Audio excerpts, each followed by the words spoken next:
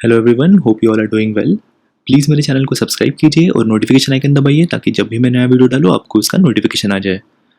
तो आज का जो हमारा टॉपिक रहने वाला है वो है सर्कल जनरेटिंग एल्गोरिदम्स। तो सबसे पहले बेसिक चीज़ है कि सर्कल क्या होता है, उसके हमारे पास में इक्वेशंस कौन से हैं, वो एक क्विकली रिवीजन कर लेते हैं। उसके बाद में हम चालू करेंगे हमारे मिड पॉइंट सर्कल एल्गोरिदम से। ठीक है, तो हमको सर्कल तो पता है कि क्या रहता है। एक एक पॉइंट रहता है कोई तो भी, जैसे यहाँ पे हमने पॉइंट कंसिडर किया है एक्स सी और वाई सी जो कि सेंटर ऑफ सर्कल है।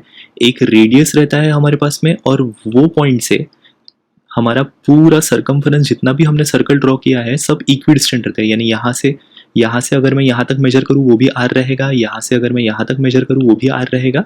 पूरा जो ये सरकमफेरेंस है मेरा वो सेंटर से कितना दूर रहेगा, तो आर जो डिस्टेंस है उतना दूर रहेगा, जिसको हम रेडियस भी बोलते हैं।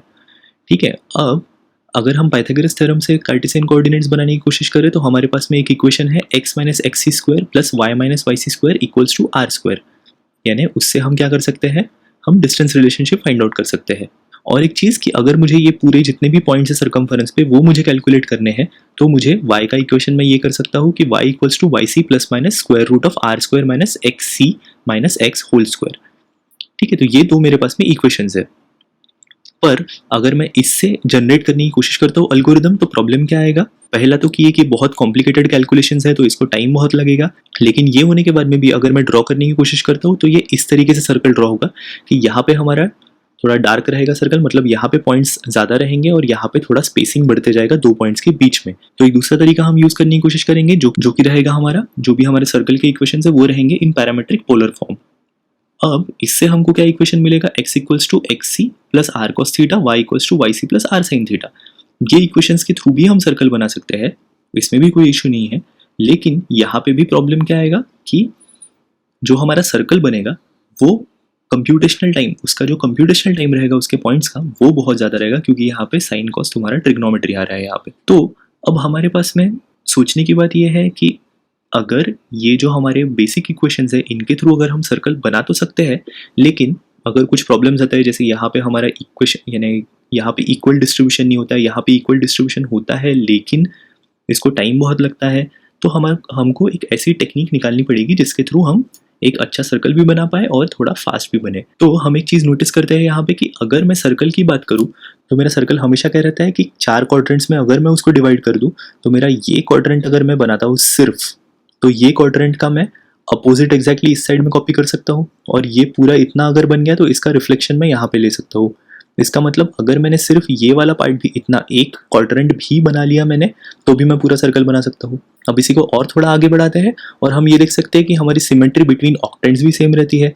तो ऑक्टेंट्स मतलब मैं 8 पार्ट्स में डिवाइड करता हूँ इसको, तो अगर मैं यहाँ से इतना पार्ट ही ड्रॉ करूँ, इतना ही पार्ट ड्रॉ करूँ, तो इसको मैं कॉपी कर सकता हूँ यहाँ पे। तो बन गया मेरा एक क्वाड्रेंट, और फिर वैसे ही मैं सेकंड क्वाड्रेंट, थर्ड क्वाड्रेंट और फोर्थ क्वाड्रेंट में कॉपी कर सकता हूँ। मतलब अगर मैंने ऑक्टेंट में भी बना लिया तो भी मेरा काम हो जाएगा।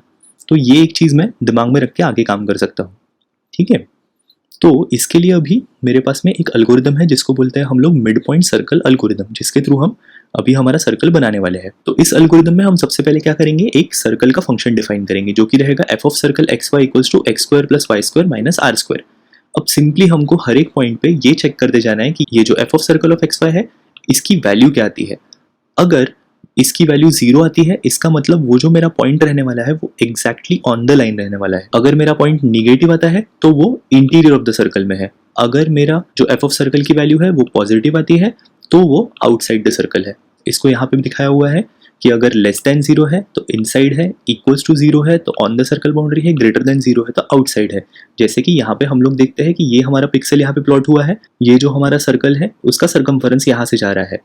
अब मैंने जब नेक्स्ट कैलकुलेट किया तो मेरा मिड पॉइंट निकला यहाँ पे।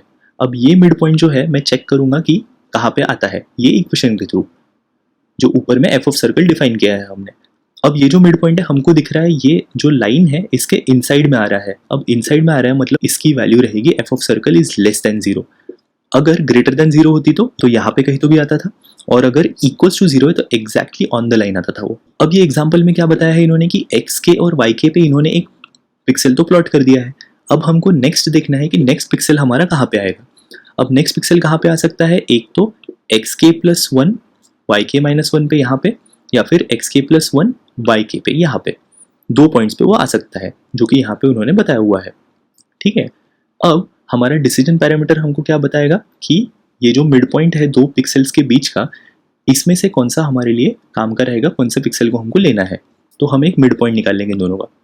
मिड पॉइंट कैसे निकालेंगे, वाई एक्सिस पे है तो सिंपली हम उसको कर देंगे वाई के, और वाई के -1 है तो यहाँ पे हो जाएगा हमारा वाई के माइनस हाफ, हाफ मतलब बीच में आ जाएगा वो। ठीक है, तो अभी सर्कल में जो ऊपर में सर्कल का इक्वेशन बनाया था हमने, उसके अंदर वैल्यूज डालते हैं एक्स के प्लस 1 और वाई के माइनस हाफ, यानी एक्स के प्लस 1 और वाई के माइनस हाफ मतलब ये मिड पॉइंट। अब ये मेरी x और y वैल्यूज हो गई, तो मेरा इक्वेशन कैसा था, x square plus y square minus r square. तो ये x की वैल्यू मैंने डाल दी यहाँ पे, ये y की वैल्यू मैंने डाल दी यहाँ पे, और माइनस आर स्क्वायर कर दिया मैंने। अब इसके ऊपर से जो भी इसकी वैल्यू आती है उस वैल्यू के ऊपर डिपेंड करेगा कि मेरा जो नेक्स्ट पिक्सल है वो कहाँ पे रहेगा। अगर लेस देन 0 रहेगा तो इनसाइड द सर्कल रहेगा, ठीक है, इस तरीके से। और ग्रेटर देन, और ये तो हमने यहाँ पे देखा हुआ है किस तरीके से आगे की चीज़ें आएंगी। अब मेरा अगर पीके कैलकुलेट हो गया तो मुझे उसका नेक्स्ट पॉइंट भी कैलकुलेट करना है, मतलब सिंपल सी बात है, पीके प्लस 1 भी कैलकुलेट करना है। तो पीके प्लस 1 के लिए मैं क्या करूंगा, ये वाले इक्वेशन में ही जहाँ पे भी के है वहाँ पे मैं प्लस 1 लगा दूंगा। तो एक्स के प्लस 1 हो गया, वाई के प्लस 1 माइनस हाफ हो गया। तो हमने पिछले बार भी देखे थे कि एक्स के प्लस 1 को हम लोग एक्स के ऊपर में प्लस 1 भी ला सकते हैं, मतलब ये इस तरीके से भी लिख सकते हैं हम लोग। और वाई के प्लस 1 माइनस हाफ तो जैसे का वैसे ही रहेगा, माइनस आर स्क्वायर जैसे का वैसे रहेगा। अब इसको अगर हम सॉल्व करते हैं तो हमारे पास में ये इक्वेशन आता है, ठीक है। तो अभी हमारे पास में पीके कैसे कैलकुलेट करना वो भी आ गया, पीके प्लस 1 कैसे कैलकुलेट करना वो भी आ गया। अब नेक्स्ट जो हम देखेंगे वो रहेगा हमारा कि जब भी हमको आगे बढ़ना है तो किस तरीके से आगे बढ़ेंगे। अब increments for obtaining PK plus 1 are either 2x के प्लस 1 अगर पीके निगेटिव है, या फिर 2x के प्लस 1 माइनस 2y के प्लस 1। अब इवेल्यूशन अगर करते हैं हम ये दो टर्म्स का तो इस तरीके से भी लिख सकते हैं कि 2x के प्लस 1 इक्वल्स टू 2x के प्लस 2 सिंपली। क्यों, क्योंकि 2x के प्लस 1 मतलब हो गया 2x के प्लस 1 मतलब 2 हो गया। और वैसे ही सेम यहाँ पे भी। अब हमको इनिशियल पोजीशन भी देखनी है, यानी क्योंकि pk और pk प्लस 1 कैलकुलेट हो गया तो स्टार्ट कहाँ से करना है हमको। तो स्टार्ट करते वक्त मुझे x पे 1 लेना पड़ेगा और y पे मुझे जो रेडियस है माइनस हाफ लेना पड़ेगा, क्योंकि मिड पॉइंट कैलकुलेट कर रहे हैं, मिड पॉइंट हाफ से निकल रहा हमारा। अब इसको हम हमारे इक्वेशन में डाल देंगे, x और y ये हो गया हमारा, तो x square plus y square minus r square. तो ये बन गया मेरा पॉइंट 0 के लिए, ठीक है। या फिर इसको अगर कैलकुलेट करते हैं तो p0 equals to 5/4 minus are आता है। अगर हमको इंटीजर्स में लेना है तो राउंड अप करना पड़ेगा मुझे 5/4 को 1 से, क्योंकि इंटीजर है तो मुझे राउंड अप करना है। तो मेरा ये भी मैं यूज़ कर सकता हूँ, अगर इंटीजर्स है तो p0 equals to 1 minus are. तो हमने p0 भी कैलकुलेट किया, p ऑफ k भी कैलकुलेट किया और p ऑफ k प्लस 1 भी कैलकुलेट किया। तो इस तरीके से हम लोग मिड पॉइंट सर्कल एल्गोरिदम बना सकते हैं, जिसके थ्रू हमको सिर्फ ये देखते जाना है कि अगला जो हमारा पॉइंट कैलकुलेट होने वाला है वो पॉइंट इनसाइड द सर्कल है, आउटसाइड द सर्कल है, या फिर on the boundary of the circle है, ठीक है। तो ये होता है हमारा मिड पॉइंट सर्कल एल्गोरिदम। तो आपको ये वीडियो कैसा लगा प्लीज़ मुझे कमेंट करके बताइए। आपके कुछ भी डाउट्स है प्लीज़ वो भी मुझे आप कमेंट सेक्शन में पूछ सकते हैं। Thank you so much, take care, bye bye.